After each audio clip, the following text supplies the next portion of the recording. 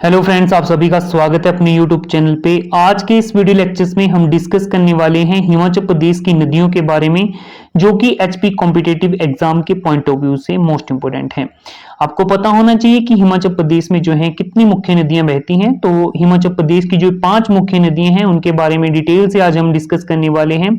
कहां कहां से ये नदियां निकलती हैं, इनके उद्गम स्थल के बारे में जानने वाले हैं, इनकी ट्रिब्यूटरीज के बारे में जानने वाले हैं, इनके वैदिक नाम तथा सांस्कृतिक नाम के बारे में जानने वाले हैं और डिटेल से जो है सभी नदियों के बारे में वन बाय वन डिस्कस करेंगे।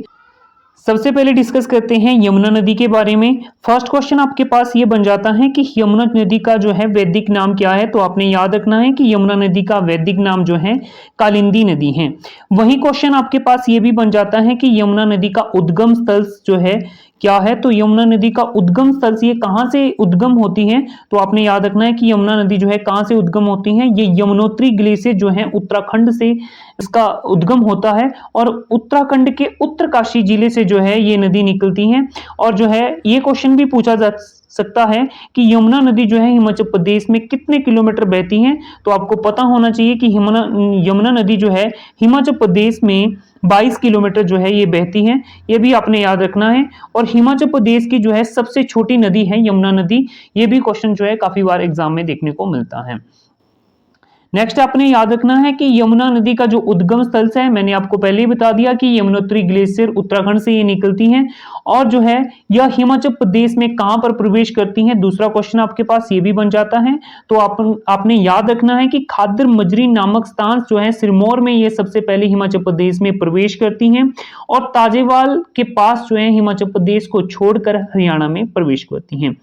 और जो है यहां से क्वेश्चन क्या पूछा जा सकता है, क्वेश्चन ये भी पूछा जा सकता है कि जो यमुना नदी है वो हिमाचल प्रदेश पर कहां पर प्रवेश करती है। तो ये खादन मजरी नामक स्थान सिरमौर में सबसे पहले प्रवेश करती हैं और ये हिमाचल प्रदेश में 22 किलोमीटर बहने के बाद जो है हिमाचल प्रदेश को ताजेवाल नामक स्थान पर छोड़कर प्रवेश कर जाती हैं।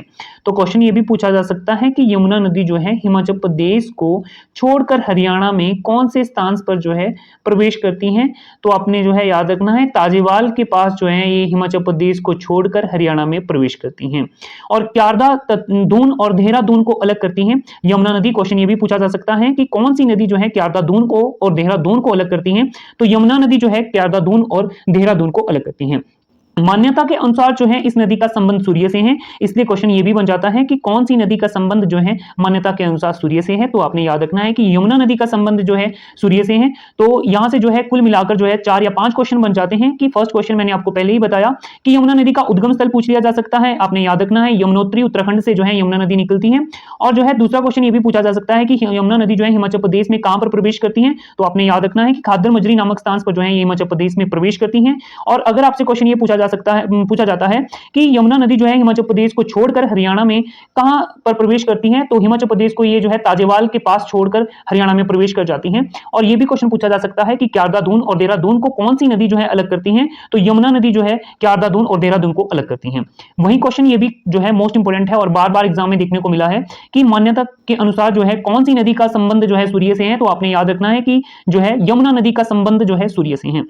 नेक्स्ट क्वेश्चन आपके पास क्या बन जाता है, इसकी ट्रिब्यूटरीज के बारे में पढ़ लेते हैं, जो कि मोस्ट इंपोर्टेंट है और काफी बार एग्जाम में देखने को मिलता है। हिमाचल जो यमुना नदी है इसकी जो सहायक नदियां हैं, इसकी जो ट्रिब्यूटरीज है, इसके बारे में भी डिटेल से डिस्कस कर लेते हैं। यमुना नदी की अगर हम बात करें, जो इसकी सहायक नदियां हैं, मुख्य सहायक नदियां हैं, वो है आपके पास टोंस, पब्बर, गिरी, बाटा और जलाल आदि जो है इसकी मुख्य सहायक नदियां हैं। और टोंस की अगर हम बात करें, टोंस जो है इसकी महत्वपूर्ण मुख्य सहायक नदी है। यह देहरादून में कालसी नामक स्थान पर यमुना में मिलती है। यह नदी जो है रूपिन और शुपिंस नामक जलधाराओं से मिलकर बनती हैं। यह क्वेश्चन जो है काफी बार एग्जाम में देखने को मिलता है कि यमुना नदी की जो है मुख्य सहायक नदी कौन सी है। तो आपने याद रखना है टोंस जो है यमुना की मुख्य सहायक नदी है। और जो है क्वेश्चन ये भी पूछा जा सकता है कि कौन सी नदी जो है शुपिन और रूपिन नामक जलधाराओं से मिलकर बनती है। तो टोंस नदी जो है रूपिन तथा शुपिन जलधाराओं से मिलकर बनती है। नेक्स्ट हमारे पास आ जाती है गिरी। गिरी की अगर हम बात करें, गिरी भी जो है यमुना की सहायक नदी है। और गिरी नदी की अगर हम बात करें, गिरी नदी के बारे में भी आपको डिटेल से पता होना चाहिए। गिरी नदी की अगर हम बात करें, इसे गिरी गंगा भी कहा जाता है। और गिरी नदी का जो उद्गम स्थल है ये जिला शिमला के जुब्बल नगर के ऊपर कुप्पड़ चोटी से उत्पन्न होती हैं। यह सिरमौर को दो बराबर भागों में विभाजित कर देती हैं, जिसे जो है शीशगिरी और ट्रांसगिरी नामक दो भागों में ये बांट देती हैं सिरमौर डिस्ट्रिक्ट को। तो क्वेश्चन क्या बनता है कि गिरी नदी का उद्गम स्थल कहां पर स्थित है? तो आपने याद रखना है ये जुब्बल नगर के कुप्पड़ चोटी से निकलती हैं। मोस्ट इंपोर्टेंट क्वेश्चन क्या क्या बन जाता है कि जो है गिरी नदी जो है हिमाचल प्रदेश की कौन से जिले से निकलती है? अगर जिला पूछा जाता है तो आपको पता होना चाहिए कि शिमला जो है।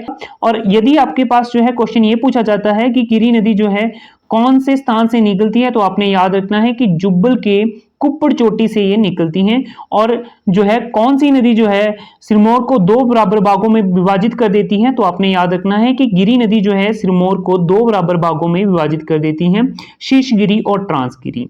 नेक्स्ट आपके पास आ जाता है जलाल। जलाल नदी की अगर हम बात करें, यह गिरी की सहायक नदी है जो कि सिरमौर की दार्टी श्रेणी से निकलती हैं। ये क्वेश्चंस भी काफी बार एग्जाम में देखने को मिलता है कि जलाल नदी जो है किस नदी की सहायक नदी है, आपने याद रखना है। अगर जो है यमुना आपके पास ऑप्शन में है तो यमुना इसका राइट आंसर रहेगा। अगर यमुना नहीं होगा तो गिरी भी हो सकता है, गिरी की भी ये सहायक नदी है। और कहां से ये निकलती है जलाल नदी, तो आपको ये भी पता होना चाहिए। जलाल नदी की अगर हम बात करें, ये सिरमौर की दार्टी श्रेणियों से निकलती हैं। नेक्स्ट आपके पास आ जाता है मारकंडा। मारकंडा की अगर हम बात करें, ये क्यारदा धून घाटी से निकलती हैं। इसके तट पर नाहन बसा हुआ है। मोस्ट इंपोर्टेंट क्वेश्चन क्या बन जाता है कि नाहन जो है कौन सी नदी के किनारे पर बसा हुआ है? तो ये जो है मारकंडा नदी के किनारे पर बसा हुआ है। और वही क्वेश्चन जो है ये भी पूछा जा सकता है, आंध्रा नदी की अगर हम बात करें, ये भी जो है गिरी की सहायक नदी है। क्योंकि जो है आंध्रा की अगर हम बात करें, ये पब्बर की सहायक नदी है। और जो है पब्बर आपके पास जो है गिरी की सहायक नदी यमुना की सहायक नदी है। तो ये भी जो है मोस्ट इंपोर्टेंट क्वेश्चन बन जाता है। और आंध्रा नदी के बारे में जो है बार बार एग्जाम में पूछा जाता है कि आंध्रा नदी जो है हिमाचल प्रदेश की कौन सी डिस्ट्रिक्ट से बहती है। तो आपने याद रखना है कि कौन सी डिस्ट्रिक्ट से निकलती है। तो ये शिमला डिस्ट्रिक्ट से जो है निकलती है और शिमला के जो है चिड़ गांव से ये निकलती हैं। ये भी आपने याद रखना है। मोस्ट इंपोर्टेंट क्वेश्चन बन जाता है कि आंध्रा नदी का जो उद्गम स्थल है वो कहां पर स्थित है? तो शिमला के चिड़ गांव से ये निकलती हैं। और जो है पब्बर की सहायक नदी है आंध्रा नदी। और पब्बर जो है यमुना की सहायक नदी है। ये भी क्वेश्चन आपने याद रखना है, मोस्ट इंपोर्टेंट है। टॉस, पब्बर, गिरी, बाटा, जलाल, ये तो आपको जरूर पता होना चाहिए क्योंकि इनमें से ही जो है इसकी ट्रिब्यूटरीज पूछी जा सकती हैं और पूछी जाती है एग्जाम में, मोस्ट इंपोर्टेंट है। नेक्स्ट आपके पास आ जाता है अश्कनी। अश्कनी की अगर हम बात करें, ये गिरी की सहायक नदी है। और जो है ये हम बात करें, गिरी यमुना की सहायक नदी है, इसलिए जो है अश्कनी भी जो है यमुना की सहायक नदी है। वहीं जो है बाटा की अगर हम बात करें, बाटा यह नाहन चोटी के तट से उत्पन्न होती है, जिसे जो है जलमूषा का नाला भी कहा जाता है। मोस्ट इंपोर्टेंट है कि कौन सी नदी को जो है जलमूषा का नाला कहा जाता है? तो बाटा नदी को जो है जलमूषा का नाला कहा जाता है। और बाटा भी जो है आपके पास यमुना की सहायक नदी है। नेक्स्ट आपके पास मोस्ट इंपोर्टेंट है पब्बर नदी। पब्बर नदी की अगर हम बात करें, ये टॉस की सहायक नदी है। टॉस जो है यमुना की मुख्य सहायक नदी है। वही क्वेश्चन ये बन जाता है कि पब्बर जो है पब्बर का उद्गम स्थल अगर आपसे पूछा जाता है तो आपने याद रखना है कि ये शिमला के चंद्रनाहन झील से निकलती हैं।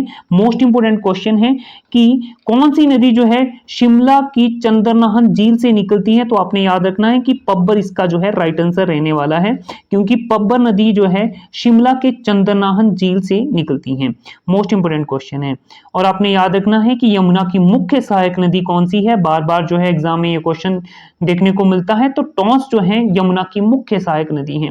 वहीं जो है यमुना की अगर हम बात करें, आपको ये भी पता होना चाहिए कि ये हिमाचल प्रदेश में कितने किलोमीटर जो है क्षेत्र तय करती है? तो ये 22 किलोमीटर जो है क्षेत्र तय करती है हिमाचल प्रदेश में। और उसके बाद जो है ये ताजेवाल में हिमाचल प्रदेश को छोड़कर हरियाणा में प्रवेश कर जाती हैं।